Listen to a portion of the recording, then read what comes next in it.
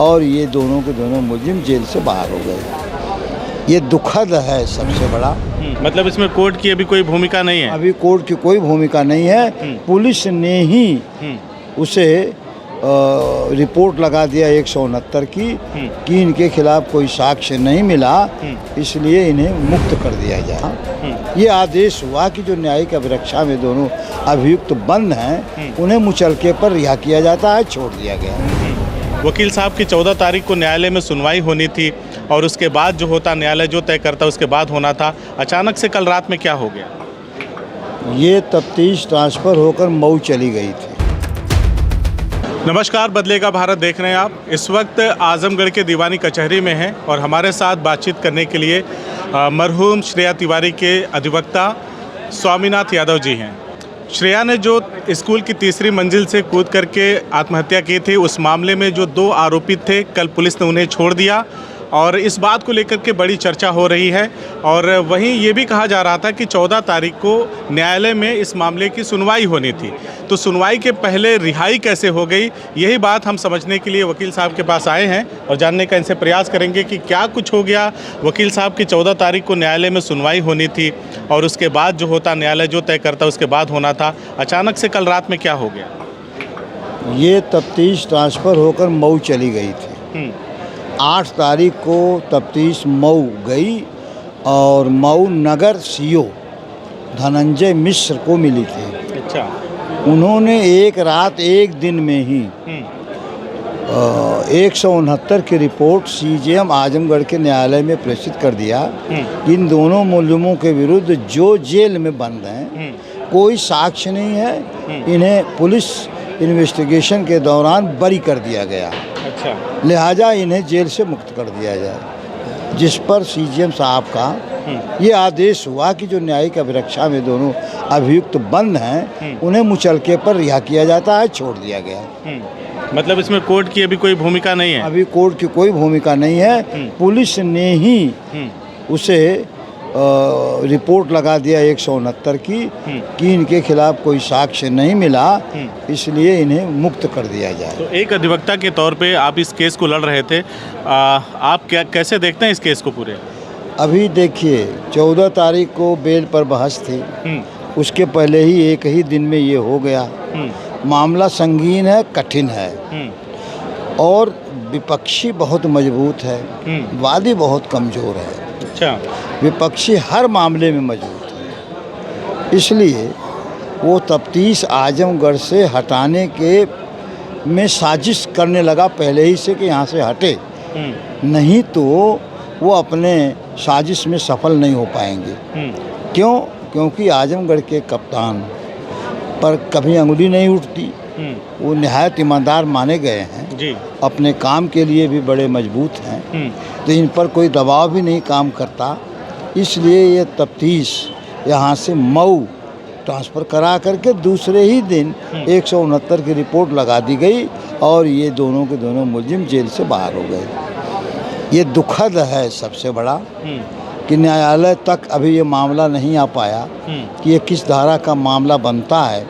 FIR 302 में हुई, बाद में 306 में कन्वर्ट हुई, जबकि लड़की 15 साल 10 माह की है, नाबालिग है। ये केस 305 IPC में जाता है क्योंकि और इसमें आजीवन कारावास और मृत्यु दंड का प्राविधान है, जबकि 306 में केवल अप टू 10 ईयर्स। तो इस तरह से पहले हल्का करने के पहले 306 में आया, बाद में 305 में जाता। 305 के लिए आपने कुछ रिटर्न वगैरह सब अभी 305 में 14 तारीख को जब हियरिंग होती तो ये बात उठती और उसके पहले मैंने परिजनों से कह दिया था कि सर्टिफिकेट वगैरह पुलिस को दे दीजिए ताकि ये मामला 305 में तरमीम हो जाए। लेकिन उसके पहले ही तो यहाँ 169 की रिपोर्ट आ गई और दोनों मुलजिम छोड़ दिए गए। अब मैंने परिजनों से कहा है कि आपके सामने एक ही रास्ता है कि आप सारी चीज़ें जाकर माननीय उच्च न्यायालय के सामने कहें ताकि वहाँ से जो रिलीफ मिलनी होगी वो मिले। तो जैसे आजमगढ़ की पुलिस की कार्यशैली पे या जांच पे भरोसा नहीं था, तभी तो मऊ इसे भेजा गया। आजमगढ़ की जो पुलिस है उसकी जांच तो निष्पक्ष चल रही थी। चूँकि विपक्षी मजबूत था, वो अपना लक्ष्य पूरा करने के लिए यहाँ सफल नहीं हो पाता, इसलिए वो किसी न किसी तरह से ऊपरी स्तर से इस तफ्तीश को मऊ ट्रांसफ़र कराया। इसीलिए तो एक रात और एक दिन में ही 169 की रिपोर्ट आ गई। तो ऐसे में क्या वादी को भी ये अधिकार है कानून में कि जो जांच रिपोर्ट उन्होंने प्रेषित की है 169 में कोर्ट को, उसको चैलेंज कर सके? इसी पर मैंने राय दिया है कि 169 की रिपोर्ट लेकर के और जो कुछ भी आपके पास डॉक्यूमेंट है, अब इसको माननीय उच्च न्यायालय के सामने जा कर के कहें, वहाँ से जो रिलीफ मिलनी होगी, जो डायरेक्शन मिलना होगा, निर्देश होगा, उसी लिहाज से आगे बढ़ेगा। वैसे ये सच है कि इसमें पुलिस रास्ता बदल करके दूसरों को मुलजिम बनाने लगी है। अच्छा। सुना गया है कि 2 बच्चों को पकड़ करके बंद किए हैं, उन्हीं को मुलजिम बनाएंगे। अच्छा। और यह भी सच है कि अगर उन्हीं दोनों पर चार्जशीट भेजते हैं, तब भी एक स्टेज आएगी पूरे ट्रायल में जब यह दोनों मुलजिमान जो छूटे हैं वो अभी इसमें ट्रायल में आएंगे और इनको भी ट्रायल फेस करना पड़ेगा। आप सीनियर एडवोकेट हैं और आपने बड़े और छोटे मतलब कमज़ोर और बाहुबली या ताकतवर की बात कही है, तो ऐसे में तो न्याय छटपटा के मर जाएगा अगर इन सब बातों को आप जैसे अधिवक्ता करेंगे तो। मर ही रहा है, मर रहा है, बिल्कुल मर रहा है। पुलिस इन्वेस्टिगेशन के स्तर तक तो छटपटाहट बहुत होती ही है, मरता ही है गरीब। वो जब अदालत में आ जाता है तो राहत की सांस लेता है कि यहाँ हमारी बातें सुनी जाएंगी। और इस मामले में तो अभी अदालत में कदम रखने का मौका ही नहीं मिला, तैयारी ही होती रह गई कि 14 के पहले 169 आ गया, क्योंकि लोग जान रहे थे कि 14 को अगर आर्गूमेंट हो गया और बेल एक बार रिजेक्ट हो गई तो 169 की रिपोर्ट लगा पाना बहुत मुश्किल हो जाएगा, क्योंकि वहाँ हर चीज़ आ जाएगी, खुल करके आ जाएगी। तो 14 क्या क्या तैयारी थी आपकी?